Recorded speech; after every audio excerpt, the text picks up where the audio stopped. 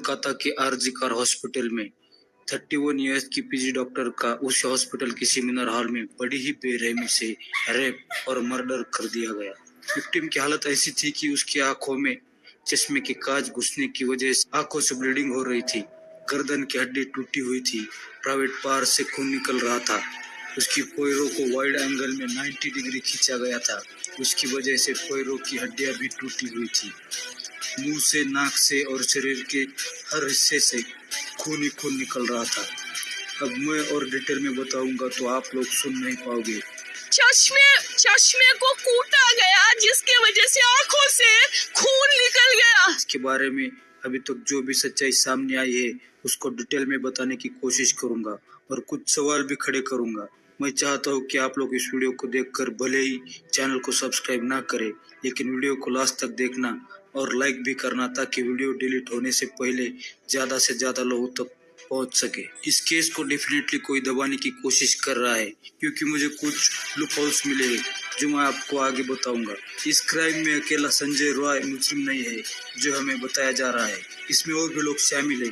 शायद उन्हें बचाने की कह रहे हैं कि हॉस्पिटल इस घटना को दबा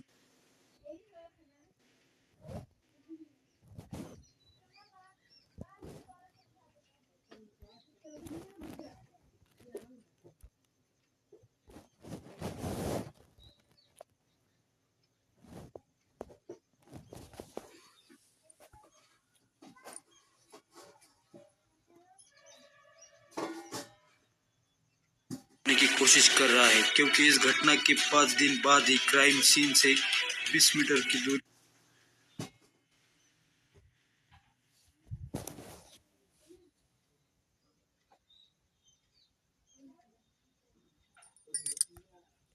पर कंस्ट्रक्शन के नाम पर दीवार तोड़ी गई। तो कुछ लोग ये भी कह रहे हैं कि संजय रॉय किसी राजनीतिक पार्टी का मेंबर है। तो आइए डिटेल में जानते हैं। 9 अगस्त सुबह 10 बजे आरजीकर हॉस्पिटल से एक कॉल आया। उस व्यक्ति ने कॉल उठाया। हॉस्पिटल से उस इंसान ने कहा कि आपकी बेटी बीमार है, आप जल्दी से हॉस्पिटल में आ जाइए। बस इतना कहकर फोन काट दिया। उस लड़की के पिता को लगा मेरी अपनी बेटी से रात में ही बात हुई थी, वो ठीक थी, अभी अचानक उसे क्या हुआ। इसलिए उन्होंने दोबारा कॉल किया और पूछा कि आखिर हुआ क्या है। तो सामने वाले व्यक्ति ने कहा कि आपकी बेटी ने सुसाइड किया है, आप हॉस्पिटल आ जाइए। यह सुनकर उसके पिताजी रोने लगे और माँ भी फुट फुट कर रोने लगी। अब वो दोनों हॉस्पिटल की तरफ जा ही रहे थे। उतनी ही देर में यह खबर पूरे शहर और सोशल मीडिया पर आग की तरह फैलने लगी और हॉस्पिटल के बाहर लोगों की भीड़ जमा हो गई। सबके मन में यही सवाल था कि आखिर ये सब कैसे हुआ और किसने किया। उस हादसे की रात उस डॉक्टर की 36 आवर्स की ड्यूटी थी, जिसमें डॉक्टर्स को कंटिन्यू डे एंड नाइट जाकर इमरजेंसी के लिए हॉस्पिटल में ही रहना पड़ता है। उन्हें खाना पीना, नहाना, फ्रेश होना सब कुछ हॉस्पिटल में ही करना पड़ता है। उस रात भी विक्टिम और उनके 4 साथी सेमिनार हॉल में नीरज चोपड़ा की मैच देखते हुए खाना खा रहे थे। रात के 3 बजे उन्होंने डिनर किया और अपने अपने ड्यूटी पर चले गए। लेकिन विक्टिम यानी लेडी डॉक्टर थका हुआ महसूस कर रही थी, इसलिए उसने वही रुककर आराम करना ठीक समझा। सुबह के 4 बजे के करीब संजय रॉय उस सेमिनार हॉल में जाता है और डॉक्टर का रेप करता है। इसी दौरान डॉक्टर की मौत भी हो गई।